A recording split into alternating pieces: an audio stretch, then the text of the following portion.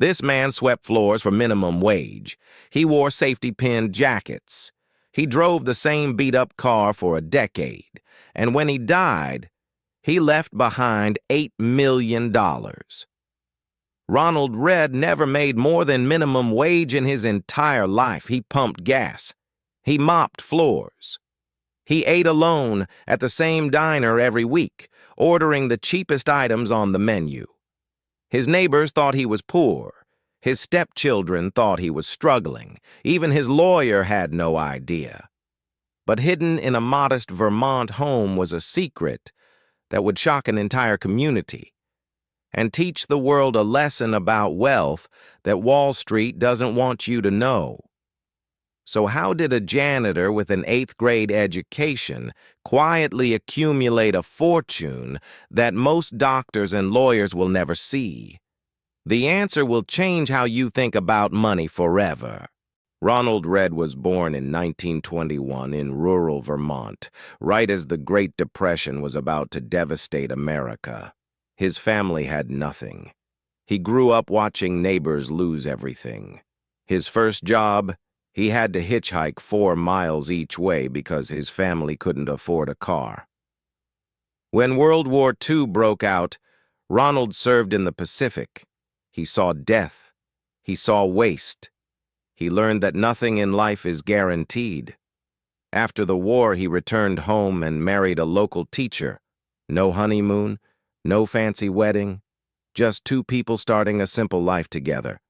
For the next 25 years, Ronald worked at a gas station. Then, at age 58, he became a janitor at the local JCPenney.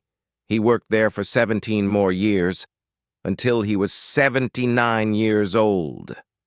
But every single day after work, Ronald did something that nobody noticed. Something that would quietly transform him into a millionaire. While his co-workers went home to watch TV, Ronald Read walked to the public library. Every single day. And there, in the quiet corner of that small-town library, he read the Wall Street Journal cover to cover. Then Barron's. Then every financial publication he could find. Remember, this is a man with an 8th grade education. No college degree, no financial advisor, no fancy investment courses. Just curiosity, discipline, and time. For over 50 years, Ronald Read educated himself. He studied companies. He analyzed dividends. He learned the language of investing that most people think is too complicated to understand. But here's what nobody expected. What was this janitor actually buying? Ronald Read didn't chase hot stocks. He didn't day trade. He didn't buy crypto or penny stocks. He bought boring companies. Companies that made products people used every single day. Procter & Gamble, Johnson & Johnson, J.P. Morgan Chase, companies your grandmother knew, companies that paid dividends quarter after quarter, year after year. But here's the genius part. He didn't put all his eggs in one basket. Ronald diversified across 95 to 100 different companies. If one failed, 99 others kept growing. Let me show you the math that changed his life. If Ronald invested just $300 per month starting in 1960 and earned the stock market's average return of 10% per year and reinvested every single dividend, by 2014, that would equal $7.9 million. And here's what separated Ronald from everyone else. He never panicked. Not during the 1987 crash, not during the dot-com bubble, not during the 2008 financial crisis. While everyone else was selling in fear, Ronald kept buying and holding and reinvesting. He understood something that Wall Street spends billions trying to make you forget. Time in the market beats timing the market. Now here's where the story gets really interesting. While Ronald's portfolio was growing into millions, He lived like he was broke. He safety-pinned his torn jacket instead of buying a new one. He parked at the far end of parking lots to avoid paying meters. He drove the same Toyota Yaris for over a decade.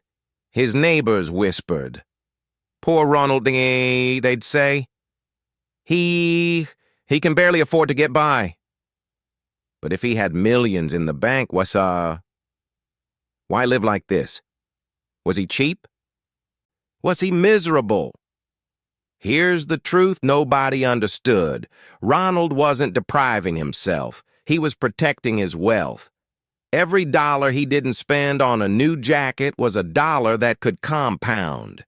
Every parking fee he avoided was another share of stock he could buy. He didn't see frugality as sacrifice. He saw it as freedom. The freedom to build something that would outlast him. On June 2, 2014, Ronald Read died at age 92. His stepchildren gathered at the lawyer's office for the reading of the will. They expected maybe a few $1,000s, enough to cover the funeral. And then the lawyer read the number, $8 million.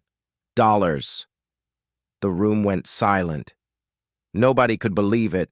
The janitor, the man with the safety pin jacket, $8 million. But here's where Ronald's story becomes legendary. He left $6 million to the Brattleboro Memorial Hospital and the Brooks Memorial Library, the institutions that served his community, the library where he educated himself every single day. Today, there's a hospital wing named after him. A janitor who swept floors now has his name on a building that saves lives. His stepchildren received $2 million, still a fortune. But Ronald's final message was clear. Wealth isn't about what you keep. It's about what you build and who you help. So what can we learn from Ronald Read, the quiet millionaire nobody knew about? Lesson 1. You don't need a high income to build wealth. Ronald never made more than minimum wage, but he understood that consistency beats salary. Lesson 2. Time is your greatest asset. Ronald invested for 50-plus years. He didn't get rich quick. He got rich slowly, steadily, inevitably. Lesson 3. Discipline is the difference. While others spent, Ronald invested. While others panicked, Ronald held. While others chased trends, Ronald stuck to the basics. Ronald Read proved that you don't need to earn millions to become a millionaire. You need patience, you need consistency, and you need to start. The stock market doesn't care if you're a CEO or a janitor. It rewards those who show up, invest regularly, and never quit. So the question isn't whether you can build wealth like Ronald Read. The question is, will you?